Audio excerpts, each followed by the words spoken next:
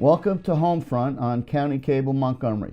I'm Mike Subin and I'm representing the county's Commission on Veterans Affairs. Homefront takes you inside the stories of Montgomery County's veterans and their families.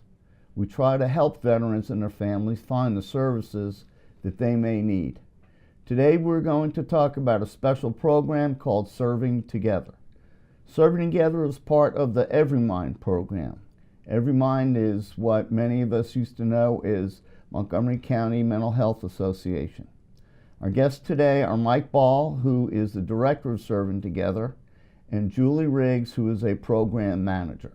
Julie, Mike, thank you for joining us today. Thanks for having us. Mike served as a Korean linguist in the Marine Corps from '89 to 1993. Following that, he was a medic in several Guard and Reserve units up until the year 2000. He then went on active duty in the Air Force and retired in 2013. Mike spent the last 10 years of his career transporting wounded as a flight medic in Iraq and Afghanistan and as the senior enlisted supervisor of the patient staging facility in Ramstein Air Force Base, Germany.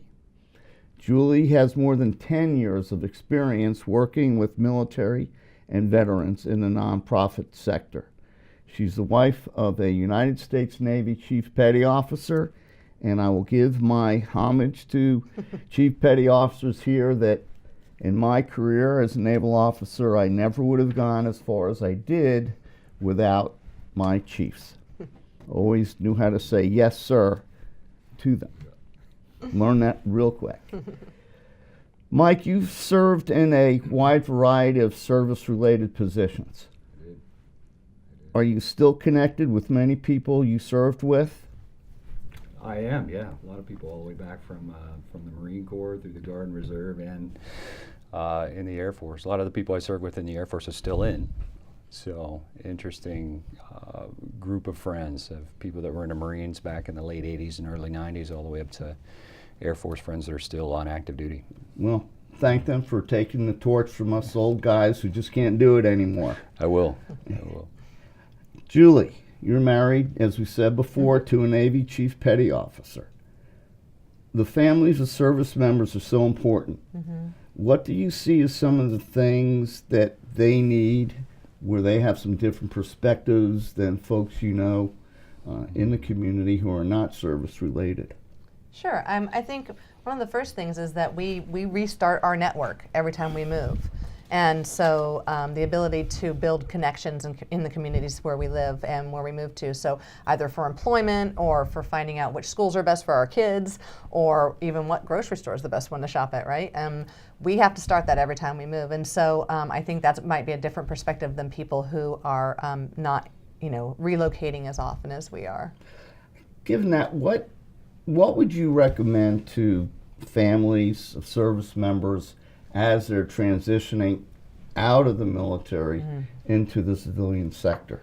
Absolutely. I mean, I would recommend getting to know the community where they plan to reside, making sure that they understand the services and how that community works. Having lived in many different places, each county or each jurisdiction has different ways of doing things and has different programs and services available. And making yourself aware of those can be really helpful when you need to look for things in your community. What's the best way for them to do that? I mean, they can get involved with various groups. Like, for example, here in Montgomery County, we have the Veterans Commission, and we run a Veterans Collaborative through Serving Together. They could come out and get connected with people in that space and learn about just some of the services available for veterans in their communities. Social media is also great. There are a lot of social veterans groups that have popped up. I'm sure Mike has a few ideas there too. We do. It's constantly a surprise to me, even when you have people who are stationed on one base for 5 years or 10 years, how little they know about the resources that are available in that community outside of the base. Yeah. When you're in the military, you know where everything is on that base, and you know where you're supposed to go the day you get there. They hand you your checklist. This is where this is. You know where everything is and where you're supposed to be. And even the people that live off base, they're not familiar with what the resources are that are outside of that base, and not, I mean, they know where the store is, they know where the mall is, but as far as, where do I get my driver's license, where do I go to get, I could tell a story all the time about a young Marine that just got out and went to the doctor for the first time, and they gave him a paper prescription, and he's like, what, I don't even know what to do with this. I think don't that's know like where to that go with everybody with else. this. All the It's docs just- are going to these little computers and Right, but it's these little, and there's a lot of focus in the news today about post-traumatic stress or traumatic brain injury, deployment stress, redeployment stress, but there's a lot of people that get out of the military feeling fine. They feel like everything's great, but then 6 months goes by, a year goes by, and these little frustrations like that, even though that story itself is kind of funny, but those little frustrations build up. I'm having a hard time finding work, I'm having a hard time finding the resources that I need or the services that I need. And those frustrations build up over time, and you have people that are, over time become, when they first got out of the military, they felt fine, but a year later, they're very frustrated. Yeah. you both have pretty much said who Serving Together serves, who your clientele in general are. There are a number of organizations out there, especially here in Montgomery County. We're blessed. What makes Serving Together different from any of those other programs? Like you said, there are a number of those organizations out there. We call it sometimes the Sea of Goodwill. Syracuse University, one of our partners, the Institute for Veterans and Military Families out of Syracuse University, did a study where they asked a group of 8,500 veterans, military family members, what one of the greatest challenges to them was when they were transitioning out of the military. And we asked that question, what do you think that was? A lot of people say jobs, finding employment, finding housing. It was navigation. The number one answer was navigation, 65%. People said they had a hard time navigating those resources. So there is a sea of goodwill out there. And our intent is to navigate that sea of goodwill for veterans, for military members and their families and caregivers. So we are creating a network of these organizations so that wherever the veteran comes in, whatever their needs are, even if those needs can't be met at that point of entry, at that particular service provider, they will be connected into a network where we can find them the resources that will be able to help them with that need. That organization, we know for a fact, they will be eligible for services from that organization, because that's a big part of the frustration as well. Not only do you have to find the organizations, but then you have to tell your story to each organization, and then find out that you may or may not be eligible for services from that organization, because each organization has their own eligibility criteria. So our intent is to take care of all that for the veterans and their family members. Well, that was a great segue into my next question. Julie, what is this thing called a Peer Navigator? Sure.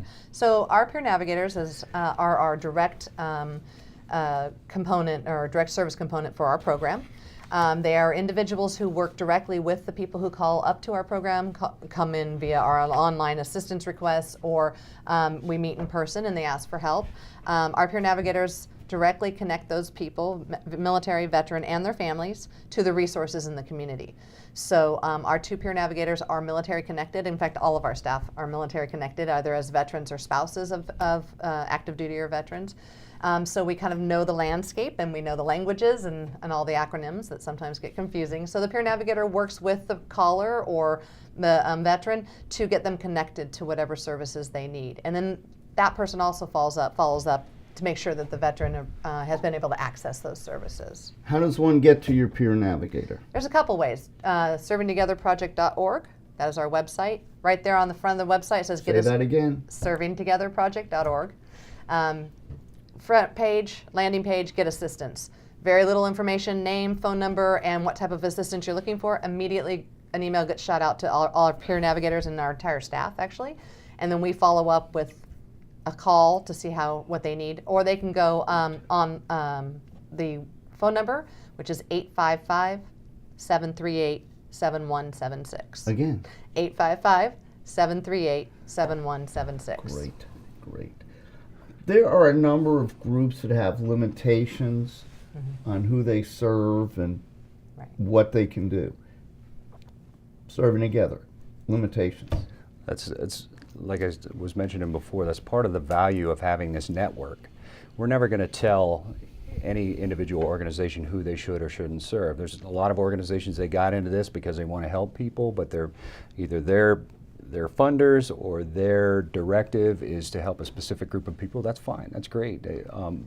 What we can do, though, is create an entire network so that wherever a veteran comes in, if they are not post 9/11, or if they're not combat wounded, or if they're not any other number of things that are specific to eligibility criteria for certain organizations, then we will find them another. We will find them another organization within that network. So I think there's a strength in that network. One, that no organization is ever going to have to say no, just because this is your specific lane, this is what you do, and these are your eligibility criteria. You don't have to say no. Now you can enter that veteran into this network and we can find them help. And the veterans themselves don't have to call 10 different places, tell their story 10 different times, and then find out that they're not eligible for services.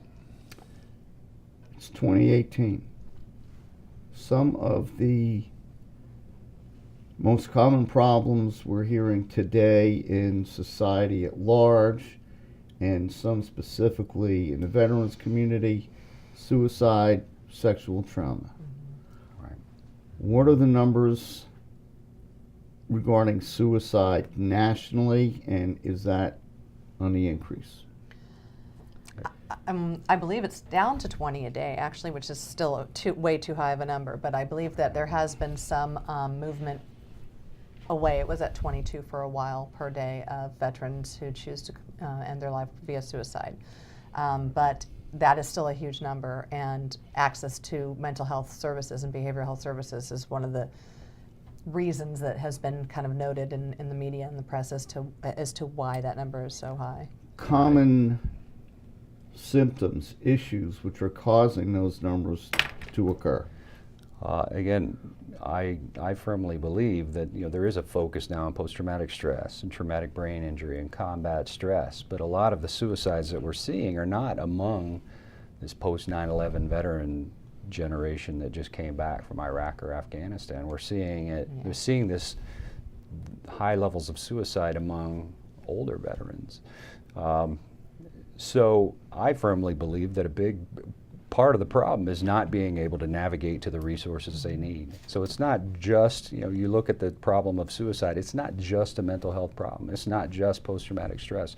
It's not being able to find what you need and having that frustration build up.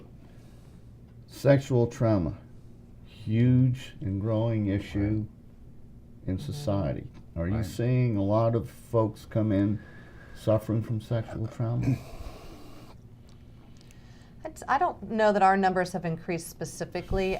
Typically, when people come into serving together, they would ask for mental health services, and then we would refer them, for example, to the vet center or one of the other available resources, and that would be where they would disclose something like that. So I'm not sure that our peer navigators have actually seen that increase. But it's definitely there. We're not exactly maybe the avenue that people go in to express that. Julie, Mike, thank you. Thank you for everything you do on a daily basis. Thank you for coming here and taking the time Thanks to for explain. having me. Yeah. Well, that's it for this month's Homefront. I want to thank our guests, Mike Ball and Julie Riggs, from Serving Together. Don't forget, you can access information about county services for veterans by going to the county website or by calling the Commission Staff Liaison 240-777-1256. I'm Mike Subin. Thanks for watching.